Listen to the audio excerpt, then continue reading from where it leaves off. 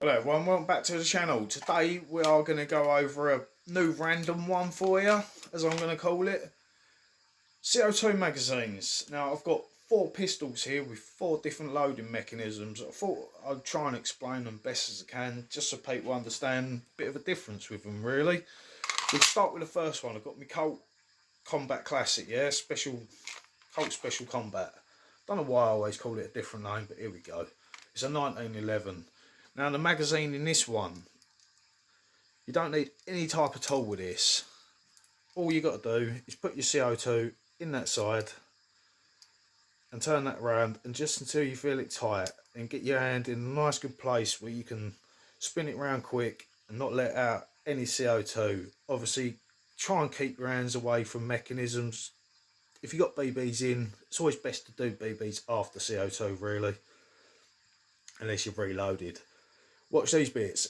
You can make that fire. That is what that is for. So just be aware when you're handling them. Obviously keep your hands like there. You're not going to get a freeze burn on your fingers. That is one of them. That is quite a simple little magazine to load up. I do prefer these types. You don't need a tool. I've got so many that need different tools. It is a nightmare. Another one, I've got me Beretta, what's this, 92 FS. I always confuse it with the other one, so you have to bear with me on that. All we got on this one is a little, bit like most magazines, it's a bit like where you drop the magazine out, but on this occasion, all it does is pops off the side. Now in this one, you got a little counter lever here. That's what I'm going to call it. It's a pretty good one though, this. You put your CO2 in. Obviously guys, always use a bit of oil on the end of the CO2. It's worth doing it. Once you put your CO2 in there, you got a little lever down here. All you do is turn that right up until it wedges that CO2 right to the top. Once you've got that as tight as you can get it, that one there, whack it up. So I guess in reality this is a bit like the new paintball guns where it's ready to use all the time. The only downside with this, you've only got 8 shots unless you're quick enough to stick another one in. But that is also one of my favourites. I quite like these. Is pretty cool. That is a good way of loading. Again, you don't need any type of tool. But this is a very old Beretta now. I got this when I was about 17. I'm 39 now. I think I'm 39, 38, 39. Who cares? That needs a bit of love because CO2's leaking a little bit. It's got very hard on that screw now. But a bit of maintenance. That is a good gun. The next one we're going to go over, SIG Spartan 1911. This also got a pretty cool. This is why you get the little stick mag. If you want something for real training, a lot of people are disappointed with these because they don't like these little mags. They like a full dropout mag. I personally don't mind it. Just be careful, they're very thin and delicate. Again, with this one, if I remember how to do it. Alright, it should be that side. Right. It's that side, sorry, it's on the same side. So you push the little button, little cap comes off. All you're going to do is put your CO2 up in there, obviously a little bit of oil, and you've got a counter lever again. So once you push that in, you push that down and you push that up, that pushes CO2 in. So again, another great way of loading up an air gun. You don't need any tool whatsoever. If you can bear with the little stick mag, I think that is great. Now obviously the last one that we've got today, for some reason I've dismantled it.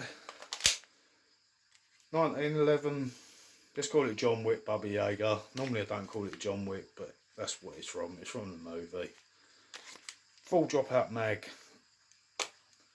All you do with these, on this one I've got pull this little spring up and it drops off the bottom. Now you got, for some reason, that is like a flathead screwdriver. All I use is a coin. I find a 50p coin and it works perfect. You can't really go wrong. I guess the only other type, guys, on my KWC Python, literally just take that bottom out, put the CO2 in, screw it back up with your hex key. So it's not a bad one. They are a bit of a pain. The only thing I advise when you're using these, turn it backwards until you feel it drop. The minute you feel it drop, then turn it. Otherwise you're going to cross thread it, and that is a nightmare. But that is basically them, guys. Obviously, Heckler, this is a wicked pistol, top pistol. Everyone loves these. If you want a revolver, it's a Dan Wesson all day long. But same, a little hex key.